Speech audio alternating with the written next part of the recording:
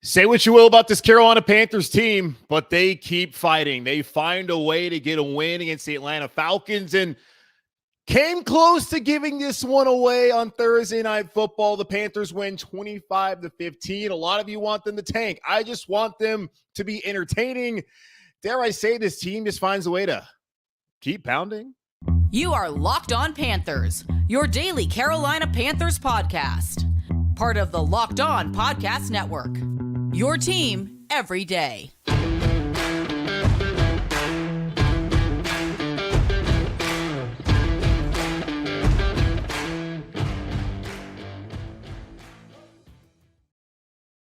Welcome into another edition of the Locked On Panthers podcast, a part of the Locked On Podcast Network. I'm your host, as always, Julian Council, talking Carolina Panthers with you every Monday, Tuesday, Wednesday, Thursday, and Friday. And, of course, live after every Carolina Panthers game, like tonight, basically Locked On Panthers After Dark as it is 11:50 as I am here live on YouTube with us and with you. And make sure to always subscribe and watch our shows over on Locked On Panthers YouTube channel. If you ever miss a live show, that's okay. You can always check us out wherever you listen to your favorite podcast. Just be sure to rate, review, and subscribe so you don't miss a single episode of Locked On Panthers. And be sure to follow me, Julian Council, on Twitter, as long as Twitter still exists, at Julian Council, where most Fridays, not tomorrow or today, whenever you're listening to this, I'm not going to be answering your weekly Friday mailbag questions, but next Friday on the 18th, I will. To participate, either at me or DM me on Twitter at Julian Council. Today's episode of Locked On Panthers is presented by LinkedIn Jobs. LinkedIn Jobs helps you find the candidates you want to talk to faster. Post your job for free at linkedin.com/LockedOnNFL. The Carolina Panthers 25, the Atlanta Falcons 15. The Panthers win in the remnants of Hurricane, maybe Tropical Storm Nicole at Bank of America Stadium on Thursday night in prime time. They are now 3-7 overall, 3-1 in the division. Unfortunately, though, only two more division games remaining in week 17 and 18 when they visit Tampa Bay and New Orleans. Panthers win brings them within a 1.5 games of first place. In the first place, Tampa Bay Buccaneers head to Munich, Germany to face the surprising Seattle Seahawks on Sunday. And I would not be surprised come Sunday, I guess noon, the Carolina Panthers would be only a game back in the division. I'm not sure what the hell we saw on Sunday in Cincinnati, but tonight, while clunky and sort of boring at times, that was far more what I expected to see moving forward with this team under Steve Wilks. The game plan in LA against the Rams, I don't know what the hell that was. But the game against Tampa, that effort, what we saw in Atlanta in a game the Panthers should have won. And then tonight, this is what I expected out of this team moving forward with Steve Wilks. Will we get it in 8-9 days time on the road against Baltimore? We'll see. But tonight, this is the kind of effort that I wanted to see from the Carolina Panthers. And I felt like going to this game, we were going to get a much better effort from these guys on a short week than we saw from them on Sunday. Because, all right, this is a team in Atlanta that, had they not thrown a pick six before the half a couple of weeks ago, and or like 10 days ago, whatever it was, 11 days ago, 12 days ago, I can't count. Had they not thrown a pick six before the half, they don't lose that game. Had Eddie Pinheiro made that extra point, they don't lose that game. Had DJ Moore kept his helmet on or not been penalized, they win that game. If Pinheiro makes the field goal, they win that game. To make all those mistakes, you knew the Panthers were going to have the Falcons' attention in tonight's football game, and they stepped up.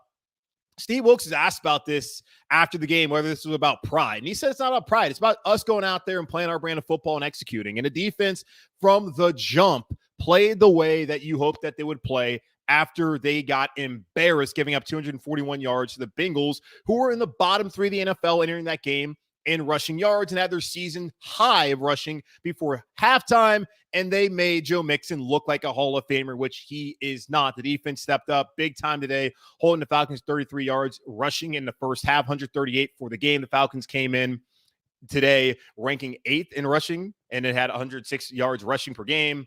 The Panthers came in only ranked 22nd in the league. But either way, the Panthers did a good job stopping the Falcons on the rush game today.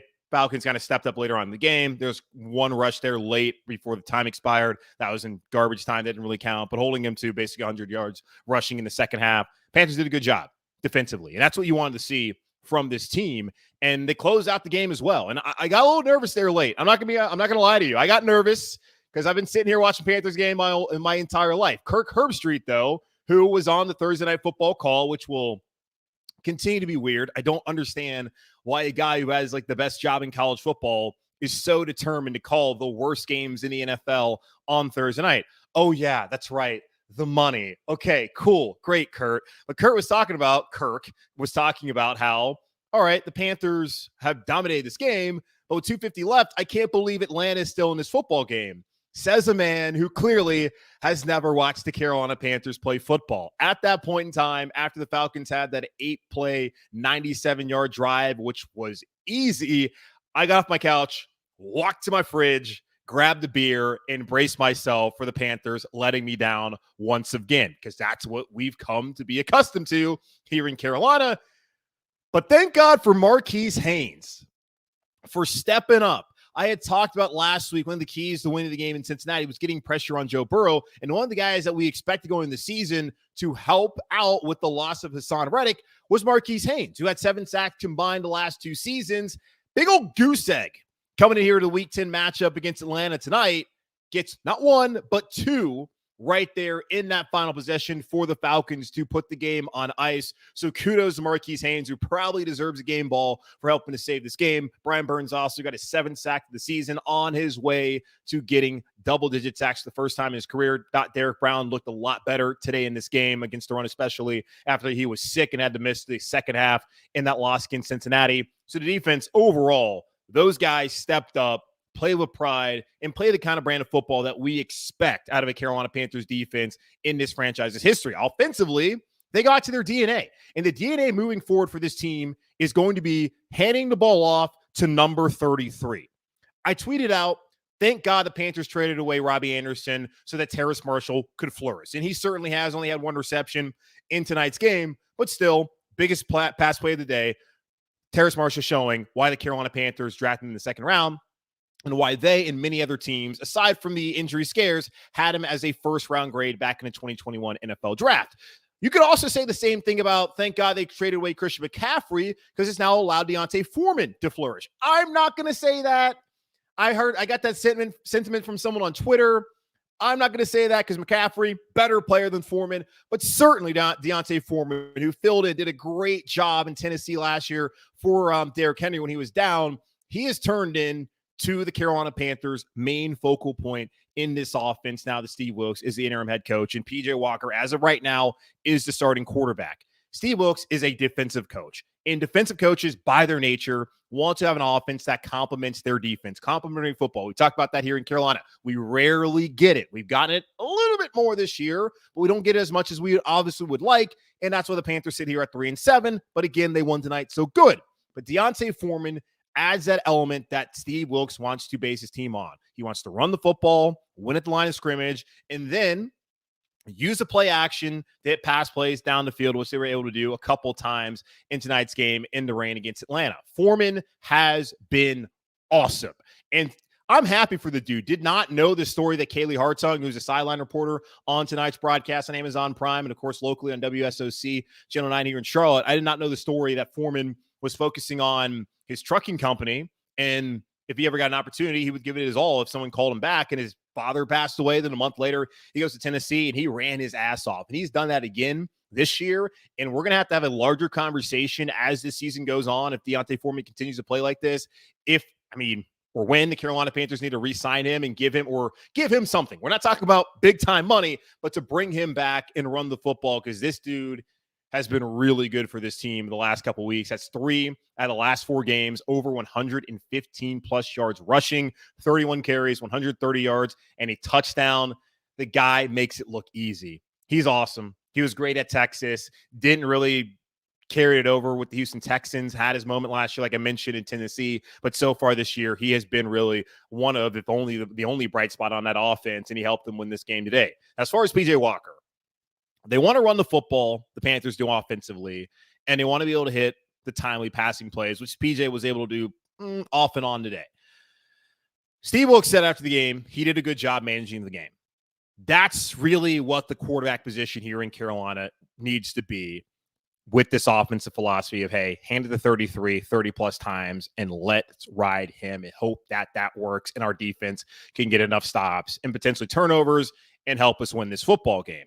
The quarterback position is a liability in Carolina. And make no mistake, PJ Walker, despite being 10 of 16, 108, not impressive, no touchdowns, interceptions, was a liability today. And he brought it up how he put the ball in harm's way a couple times. 3 times. He should have been picked off. On that opening drive, should have been picked off. Should not have been a field goal for the Panthers. Falcons player drops it thanks to the rain. Also, PJ deciding when he's getting rushed to try and throw it to Deontay Foreman. Should have been picked off. That also, I believe, would have taken 3 points off the board. And then the one that the Falcons really needed right as the Panthers had their last offensive possession before punting it back to the Falcons with the Panthers up by 7. PJ should have been picked off. He gets picked off in that situation. The Falcons are deep in Panthers territory with an opportunity to tie or potentially go and win that football game. We got lucky today. PJ got lucky. That team got lucky that the Falcons dropped all 3 of those opportunities, because we could be talking about a completely different result had Atlanta capitalized. So sure, PJ managed the game. He managed to get lucky and to not screw his team, which makes you think, okay, what do we do moving forward here at the quarterback position here in Carolina? I feel confident that this defense, for the most part, can go out and play well and get stops and be a solid unit. I feel confident moving forward that Johnny Hecker is an absolute weapon. Multiple times tonight, he was able to pin the Falcons deep. And the Falcons, Marcus Mariota, what was he doing? My guy's out here throwing a ball blind on his back. I just don't understand how in year 8, how Marcus Mariota can do the kind of things that he did. And yet it was still a game late. But I'm confident in the special teams ability with Johnny Hecker to pin a team deep and to be a weapon. I'm confident in his defense's ability, for the most part, to stop teams and to be able to create havoc. I'm also confident in Deontay Foreman and riding that dude the rest of the season and that he can wear on the defense, especially late in the second half. I'm not confident in the quarterback's ability to take care of the football, whether it's PJ, Baker, or Sam, because I've seen enough at this point in time to know that really what these guys have to do is manage the football game if the Carolina Panthers want to have any chance of winning games moving forward. One more shout out, though. So defense stepped up.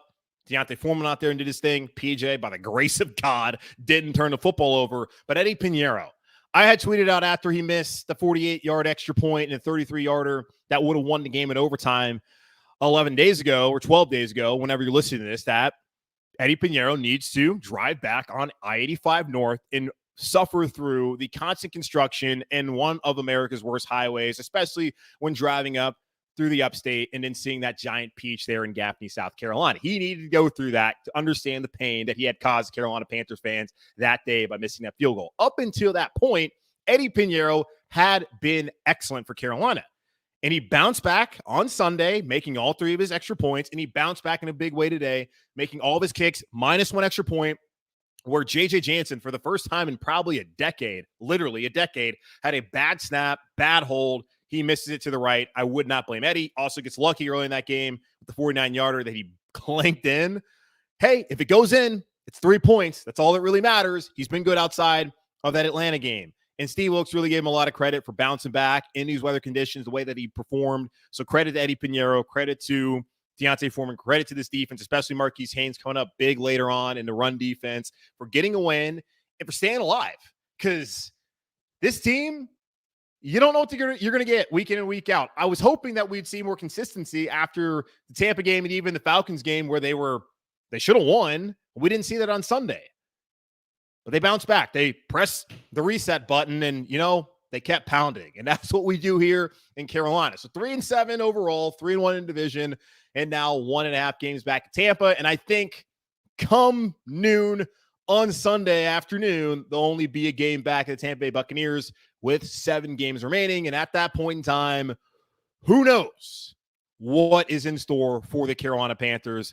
We will see. Okay, so yes, someone's saying the rain saved the picks. And I agree with you, Brody. We got to talk about this because we'll have a little bit of time to talk about it, of course, with the kind of mini bye here. We'll have time to talk about what happens at quarterback. I know Steve Wilkes is going to come back tomorrow morning and tell us, I haven't made a decision. Probably won't make a decision until Wednesday of next week when he speaks to the media for the second time. But I got to think about this out loud because this team's still alive. And Sam Darnold, oh my God, Sam Darnold is back and Baker is headbutting people. And I do have something to say about Baker Mayfield. What are they going to do at quarterback at this point in time? Because clearly they have a formula that can win them football games. The one thing is, though, they cannot have someone who puts the ball in harm's way. So we'll get into what Steve Wilks possibly could do moving forward with the quarterback position next week in Baltimore and the 6 weeks thereafter here on Locked On Panthers. And by the way, folks, today's episode of Locked On Panthers is brought to you by LinkedIn Jobs. These days, every new potential hire can feel like a high-stakes wager for your small business. You want to be 100% certain that you have access to the best qualified candidates available. That's why you have to check out LinkedIn Jobs. LinkedIn Jobs helps you find the right people for your team faster and for free. It's so easy to create a free job post on LinkedIn Jobs. And once you do, be sure to add the purple hashtag hiring frame to your LinkedIn profile to spread the word that you're hiring. Simple tools like screening questions make it easy to focus on candidates with just the right skills and experience so you can quickly prioritize who you'd like to interview and potentially hire. It's why small businesses rate LinkedIn Jobs #1 in delivering quality hires versus leading competitors. LinkedIn Jobs helps you find the qualified candidates you want to talk to faster. Post your job for free at linkedin.com/lockedonnfl. That's linkedin.com/lockedonnfl to post your job for free. Terms and conditions apply. Okay, Panthers, again, 25, the Falcons, 15. Panthers now 3-1 in the division, and it would be really nice if they could win a game against a non-divisional opponent. The Giants fiasco week 2, they were in it, didn't win it. Arizona, I mean, that one falls apart. They really have not been in any game outside of a team that they play in the NFC South, which makes sense because every team in the NFC South, including our Carolina Panthers, stinks. The Saints stink. They've been injured. Andy Dalton apparently is a starting quarterback right now over Jameis. I don't know what's going on down in New Orleans. Michael Thomas out for the rest of the season. Surprise, surprise. Dennis Allen being the same Dennis Allen he was back when he first was a head coach. Things aren't working out in New Orleans. They're no good. They were half game ahead of the Panthers. I think they get Pittsburgh on Sunday. And the Steelers stink too. So we'll see what happens with that. Kenny Pickett, best of luck to him. I don't know. Hopefully the Saints lose. And the Panthers are right there, not by themselves, in last place in the NFC South. The Falcons, I talked to Aaron Freeman, who is the host of Locked On Falcons, on our crossover episode on Thursday. And he said that this game would tell whether the Falcons are legit. I'm like, really, dude? Beating the Panthers on Thursday Night Football is going to tell you where the Falcons are legit? Your team sucks, man. Our team sucks too. No team in this division is good. So let's not use any game within the division as a barometer of who is legit and who is not, because every team in this division is bad. Even the one quarterbacked by Thomas Edward Patrick Brady Jr., the greatest living American, who also has unfortunately had his life fall apart off of the field. Not going to get too much into that. And I think it's Seattle, probably with Geno freaking Smith is going to beat them on Sunday. So if that's the case and the Panthers are back within a game, the Panthers have decisions to make. And really, Steve Wilks has a decision to make of what he wants to keep doing here at the quarterback position. He has not been married to PJ or Baker. Of course, Sam has not been available. He has not wanted to talk about hypotheticals. He has sat here and taken it week to week as far as the quarterback position goes. I thought there was a great argument, possibly, that Baker Mayfield could have started tonight based off of PJ posting a 0.0 rating in the first half of Sunday's embarrassing loss in Cincinnati, and then Baker coming out and not looking bad at all. I thought there was a possibility, but Steve Wilks with the short week said, you know what, forget it. We're going to go do this. Maybe Tepper told him, we can't give up a 4th-round pick in 2024 because we made a mistake by trading for this quarterback who we needed to trade for anyway, but still, we can't do that. And maybe Scott Fitterer told him the same thing. I don't know. Steve Wilks listens to those guys anyways. He looks like a man who is not taking orders from anyone. He's going to run his team however he damn well pleases. But Baker didn't start, and I'll give Baker credit here. Baker Mayfield said all he wants to do is win. And it's not his decision who's going to play and who's going to start. Of course, Baker Mayfield has to not be happy about the situation here in Carolina. He doesn't play well the first 5 weeks, gets injured, and then he plays well on Sunday, doesn't get an opportunity. He has a chance now over the next 8-9 days to prove that he is the guy, really starting on Monday whenever they're back at practice, to prove that he should be the guy. I don't think the Carolina Panthers should play him, but certainly he can try and convince Steve Wilkes that that's Steve Wilkes' best chance going into the playoffs. And in the same token, Steve Wilkes' best opportunity of being the head ball coach here full-time in Carolina. And I love the video in a way of Baker Mayfield celebrating with his teammates by headbutting them. Pretty stupid to do that. Don't know why you would headbutt anyone when they're wearing a helmet and you're not, but I loved what it represented. It represented that Baker Mayfield is all in on this team, that this dude is a team player and that he wants to celebrate these dudes. So I'm happy about that because he could sit there and pout. And here's the big thing. Sam Darnold, such a quiet dude. Everyone loves him. He stinks, but he'll be around the NFL for the next 10 years, holding a clipboard and taking a job that someone else who's a better player than him could have. But because Sam Darnold is a nice guy, he's got the great temperament of a backup quarterback, and he doesn't scare you, he'll be back there as a backup quarterback. Baker Mayfield, though, his reputation coming in here would not lead you to believe that if he failed, he would have an opportunity elsewhere.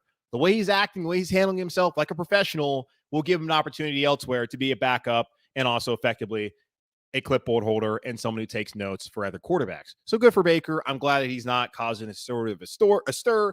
And I guess in a way it would be rewarding and nice to see him get an opportunity. But there's really no reason for the Panthers, I feel like, to do that at this point, unless it's like, okay, hey, like legitimately, if they want to go to the playoffs, this is the best option. I don't know what Steve's going to do. I really don't. I tried to guess it. I don't think it's really the wisest thing, but hell, this is the Panthers podcast. I do this 5 days a week. So yeah, I got to fill time and talk about stuff like this. Baker, it doesn't feel like it. I just don't really see it. PJ, again, should have been intercepted 3 times tonight. Did not play a great ball game. Managed the game. Put that in quotes for the folks who aren't watching the show right now. Wasn't good. Good enough, but lucky. Sam Darnold, we know stinks. We know Sam Darnold is not to be trusted. But we've also asked ourselves, what would it look like if Sam Darnold was behind a good offensive line? That's what you people, and I do mean you people, the Sam Darnold apologists who said all last year, well, Sam's just in a bad situation. It's what the Tony Romos, it's what the Daniel Jeremiahs, it's what I'm sure every USC Trojan fan and anyone in the town of San Clemente, California saying, if only Sam had a good offensive line, then what might it look like? I don't know. It probably looked the same because he's not good.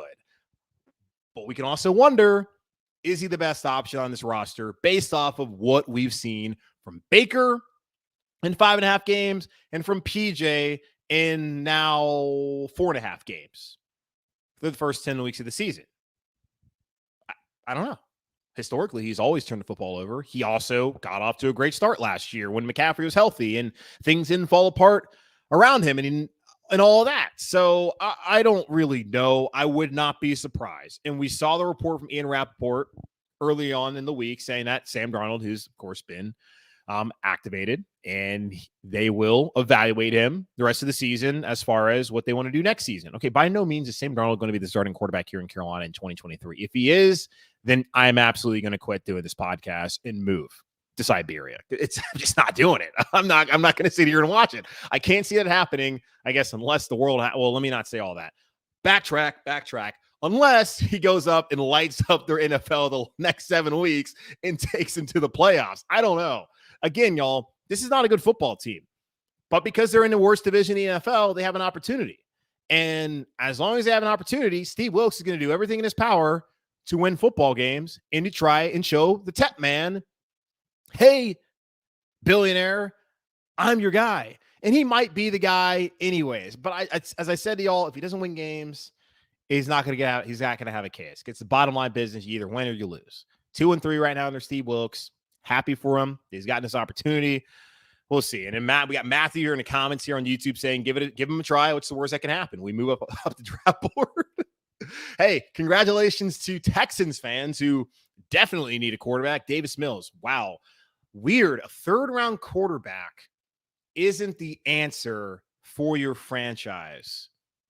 A guy you only got because the guy who you had before didn't want to be there anymore. It sounds kind of similar to a team here in Carolina that traded up for a 3rd-round quarterback that they only got because Their trade fell through that same night for another quarterback who was number 1 overall, but turned out to not be that good. And they felt like they had to get a quarterback. Interesting. Interesting how that works when you just get a quarterback to get a quarterback. Whatever. Houston, congratulations to the Texans fans if you're out there that you have an opportunity to potentially get the number 1 pick. Now the Carolina Panthers decided to win a football game, but as I've said to y'all, I am not Team Tank. I'm win games. I got to talk about this team every day, so I'd rather have a team that's in the hunt, has an opportunity, but as long as they're in the NFC South, which I don't think they're going to be excommunicated from the division in the next month, they're going to have an opportunity potentially to be a playoff team. And 2 miles down the road from where I'm sitting, host at Bank of America Stadium. I'm on board with it. I actually have a bachelor party that weekend that I would now have to throw like $900 down the drain for and have to stay in town for that, but I am totally down for it. So let's do that. And yeah, the flags were really weird. And Steven says that he would let PJ play the rest of the season. I don't know. My mind changes every day. Every game I make it, I have no idea what to say. I don't know. Maybe.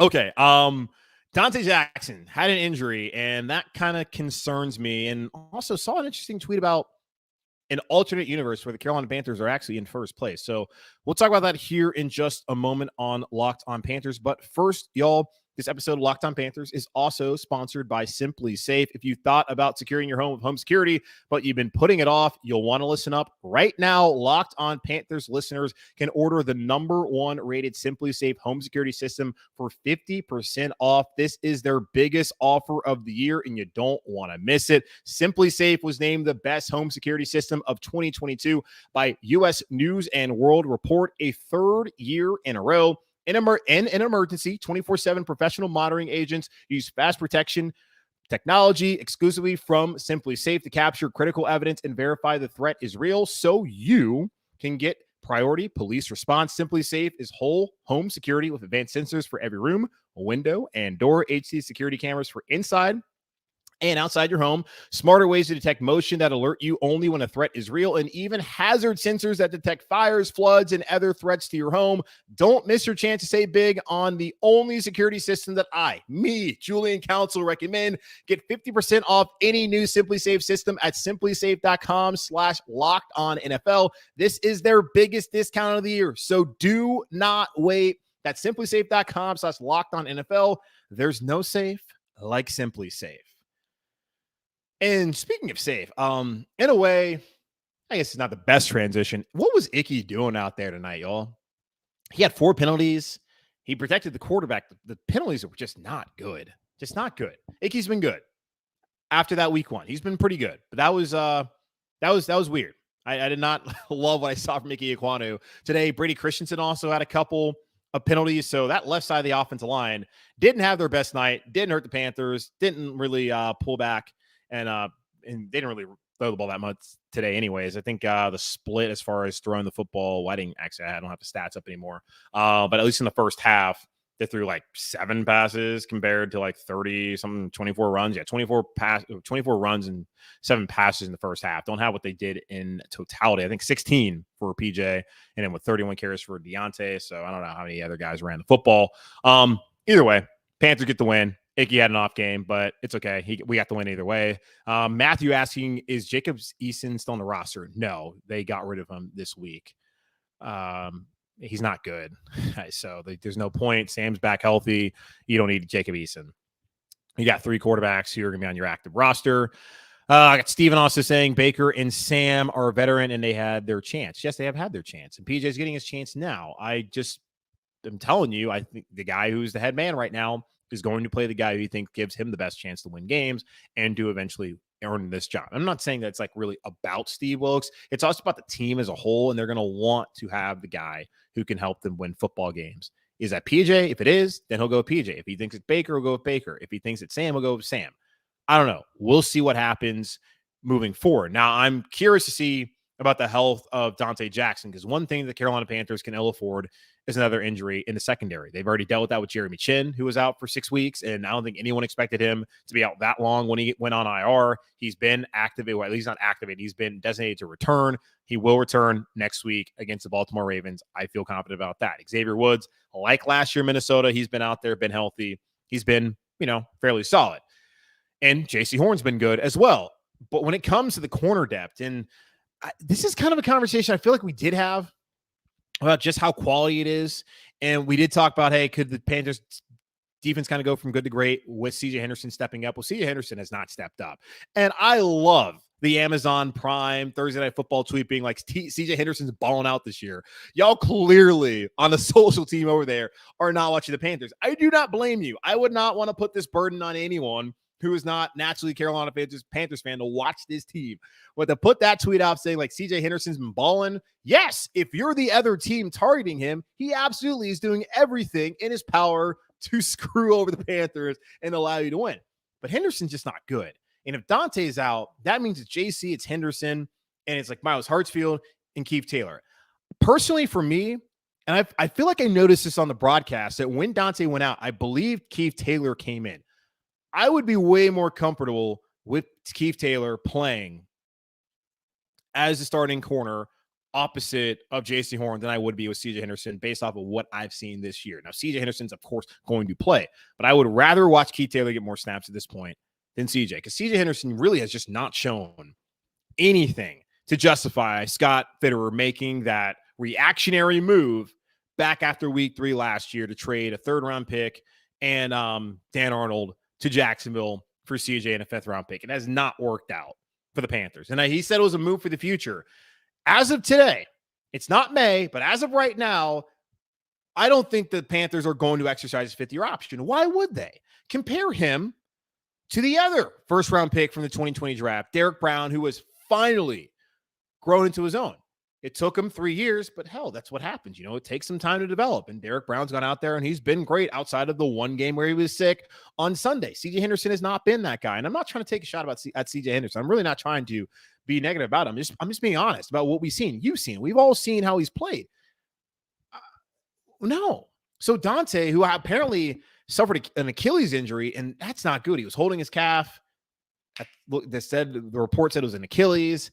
And anytime you hear that, it's usually not good. And Dante has just not been healthy the last 3 years. He had the turf toe in 2020. There's a great ESPN article about turf toe and just how debilitating of an injury that is, where some days he'd feel good. Other days, you know, he just might take the wrong turn or cut or whatever, and there would be his game's over. Then last year, I think it was the groin injury, out for the season. Now this year, potentially, we'll see. I'm not saying he's out for the season.